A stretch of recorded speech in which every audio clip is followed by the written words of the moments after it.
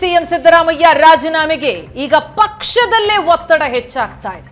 ನಿನ್ನೆಯಷ್ಟೇ ಜನಪ್ರತಿನಿಧಿಗಳ ನ್ಯಾಯಾಲಯದಿಂದ ಮುಡಾ ಹಗರಣದಲ್ಲಿ ಲೋಕಾಯುಕ್ತ ತನಿಖೆಗೆ ಆದೇಶ ಬಂದ ಬೆನ್ನಲ್ಲೇ ಈಗ ಪಕ್ಷದಲ್ಲೇ ರಾಜೀನಾಮೆಗೆ ಒತ್ತಡ. ಎಷ್ಟೇ ಕಳಂಕರಹಿತರಾದರೂ ಸಿಎಂ ರಾಜೀನಾಮೆ ಕೊಡಲಿ ಅಂತ ಕೆಬಿ ಕೋಳಿವಾಡ ಸ್ಫೋಟಕ ಹೇಳಿಕೆ ಕೊಟ್ಟಿದ್ದಾರೆ.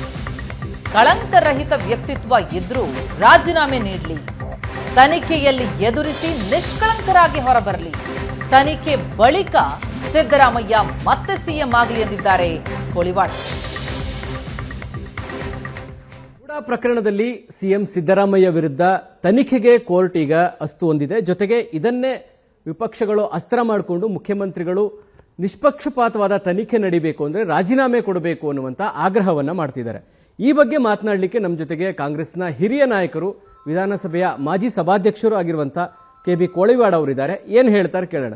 ಸರ್, ತಾವು ಹಿರಿಯರು, ತಮ್ಮ ಅನುಭವದಲ್ಲಿ ಇಂತಹ ಪ್ರಕರಣಗಳನ್ನ ತಾವು ನೋಡಿದ್ರ, ಮತ್ತೆ ಈಗ ಸಿದ್ದರಾಮಯ್ಯನವರ ರಾಜೀನಾಮೆಗೆ ವಿಪಕ್ಷಗಳು ಒತ್ತಾಯ ಆಗ್ತಾ ಇದೆ. ಪ್ರಧಾನಮಂತ್ರಿಗಳು ಕೂಡ ಈ ವಿಚಾರವನ್ನ ಚುನಾವಣೆಗಳಲ್ಲಿ ಬಳಸ್ಕೊಳ್ತಾ ಇದ್ದಾರೆ. ಸೊ ಈ ಪ್ರಕರಣದಲ್ಲಿ, ಈ ವಿಚಾರದಲ್ಲಿ ತಮ್ಮ ಅಭಿಪ್ರಾಯ ಸರ್? ನನ್ನ ರಾಜಕೀಯ 53 ವರ್ಷಗಳ ಅನುಭವದಲ್ಲಿ ಅನೇಕ ಮುಖ್ಯಮಂತ್ರಿಗಳನ್ನ ನಾನು ನೋಡಿದ್ದೇನೆ. ದೇವರಾಜ ಅರಸನಿಂದ ಹಿಡಿದು ಇಲ್ಲಿವರೆಗೂ ನಾನು ನೋಡಿದ್ದೇನೆ. ಸಿದ್ದರಾಮಯ್ಯನವರು 83ರಲ್ಲಿ ಶಾಸಕರಾದರು, ನಾನು 72ರಲ್ಲಿ ಶಾಸಕರಾಗಿದ್ದೆ. ಪಕ್ಷವನ್ನು ಬಿಟ್ಟು ಎಂದು ಹೋಗಿಲ್ಲ. ಈಗ ಈ ಒಂದು ವಿರೋಧಿ ಪಕ್ಷದವರ BJP ಮತ್ತು JDS ಅವರ ಕುತಂತ್ರದಿಂದ ಒಂದು ಸುಳ್ಳು ಆಪಾದನೆಯನ್ನು ಮಾಡಿ ಸಿದ್ದರಾಮಯ್ಯನವರು ಯಾವುದರಲ್ಲಿಯೂ ಇನ್ವಾಲ್ವ್ಮೆಂಟ್ ಇಲ್ಲದೇ ಇದ್ದರೂ ಸಹಿತ ಅವರಿಗೆ ಆಪಾದನೆಯನ್ನು ಮಾಡಿ ಅವ್ರ ಮೇಲೆ ಕೇಸ್ ಹಾಕಿ ಇವತ್ತು ಹೈಕೋರ್ಟ್ನಲ್ಲಿ ಸಹಿತ ಹೆಚ್ಚಿನ ಎನ್ಕ್ವೈರಿ ಆಗಬೇಕು ಅಂತಾಗಿದೆ. ಜನಪ್ರತಿನಿಧಿಗಳ ಕೋರ್ಟ್ನಲ್ಲಿ ಆಗಿದೆ, ಇಲ್ಲ ಅಂತ ನಾನು.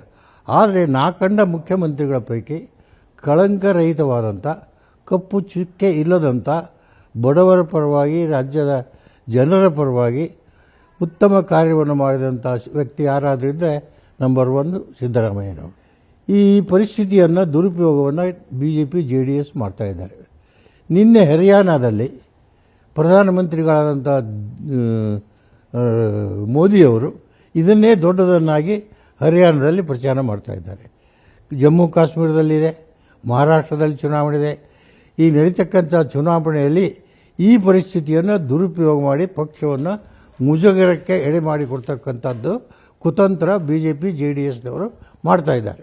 ರಾಜೀನಾಮೆ ಕೊಡದೇ ಇದ್ರೆ ಪಕ್ಷಕ್ಕೆ ಎಷ್ಟರ ಮಟ್ಟಿಗೆ ಡ್ಯಾಮೇಜ್ ಆಗುತ್ತೆ ಅನ್ನುವಂಥದ್ದು ಹೇಳ್ತೇವೆ. ಅದು ಡ್ಯಾಮೇಜ್ ಏನು ಆಗಲಿಕ್ಕಿಲ್ಲ, ಆದರೂ ಅದ್ರ ದುರುಪಯೋಗ ಮಾಡಿಕೊಳ್ತಾರೆ. ಡ್ಯಾಮೇಜ್ ಮಾಡಲಿಕ್ಕೆ ವಿರೋಧಿ ಪಕ್ಷದವರು ಪಡ್ಕೊತಾರೆ. ನಮ್ಮ ಪಕ್ಷದಲ್ಲಿ ಏನು ಡ್ಯಾಮೇಜ್ ಆಗೋದಿಲ್ಲ. ನಮ್ಮ ಪಕ್ಷ ಹೆಂಗಿರ್ಬೇಕು ಹಾಗೆ ಇರ್ತದೆ. ಹೈಕಮಾಂಡು ಇದೆ, MLAಗಳು ಇದ್ದಾರೆ, ಜನರು ಇದ್ದಾರೆ. ನಮಗೇನು ಮುಗಿಸ್ಕೊಳ್ಳ.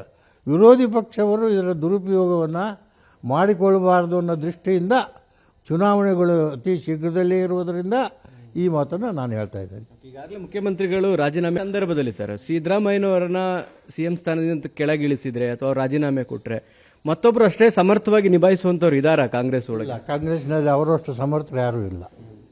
ಏನೂ ಇಲ್ಲದೆ ಇರುವಂತಹ ಪ್ರಕರಣದಲ್ಲಿ ತನಿಖೆ ಎದುರಿಸಬೇಕಂತ ಸಂದರ್ಭದಲ್ಲಿ ರಾಜೀನಾಮೆ ಕೊಡಬೇಕಾದಂಥ ಅನಿವಾರ್ಯತೆಯೂ ಯಾಕೆ ಸೃಷ್ಟಿಯಾಗತ್ತೆ ಹಾಗಿದ್ರೆ ಅಂತ? ಅಲ್ಲ, ಯಾಕೆ ಅಂತಂದ್ರೆ ಪಕ್ಷ ಮುಜುಗರಕ್ಕಿಡಿಯಾಗಿದೆ. ಚುನಾವಣೆಗಳು ನಡೀತಾ ಇದ್ದಾವೆ ಈಗ 3 ರಾಜ್ಯಗಳಲ್ಲಿ. ಅಲ್ಲಿ ನಿನ್ನೆ ಮೋದಿಯವರು ಇದನ್ನೇ ದೊಡ್ಡದನ್ನಾಗಿ ಅಸ್ತ್ರವನ್ನಾಗಿ ಮಾಡಿಕೊಂಡು ಹರಿಯಾಣ ತುಂಬಾನು ಪ್ರಚಾರ ಮಾಡ್ತಾ ಇದ್ದಾರೆ.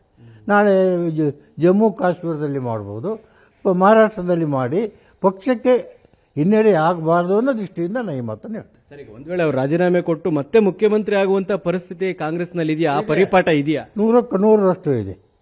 100% ಅವರೇ ಪುನಃ ಮುಖ್ಯಮಂತ್ರಿ ಆಗತಕ್ಕಂಥ ಅವಕಾಶನೂ ಇದೆ, ಸಾಧ್ಯನೂ ಇದೆ. ಯಾಕಂದ್ರೆ 136 ಮಂದಿ ಅವರಿಂದನೇ ಅದಾವೆ. ತನಿಖೆ ನಡೆದು ಅದ್ರ ತೀರ್ಪು ಬರೋ ತನಕ ಅವ್ರು ರಾಜೀನಾಮೆ ಕೊಡ್ಲಿ ಅಂತ ನಿಷ್ಕಳಂಕಿತರಾದ ಕೂಡಲೇ ಮರುದಿನ ಅವರ ಚೀಫ್ ಮಿನಿಸ್ಟರ್ ಆಗಲಿ ಅನ್ನೋದೇ ನನ್ನ ಅಭಿಪ್ರಾಯ. ಇದಿಷ್ಟು ಕಾಂಗ್ರೆಸ್ನ ಹಿರಿಯ ನಾಯಕರಾದಂಥ ಕೆಬಿ ಕೋಳಿವಾಡ ಅವರ ಮಾತು. ಕ್ಯಾಮರಾಮನ್ ನಾಗರಾಜ್ ಜೊತೆಗೆ ಮಾರುತೇಶ್ ಹುಣಸನಹಳ್ಳಿ, ಏಷ್ಯಾನೆಟ್ ಸುವರ್ಣ ನ್ಯೂಸ್, ಬೆಂಗಳೂರು.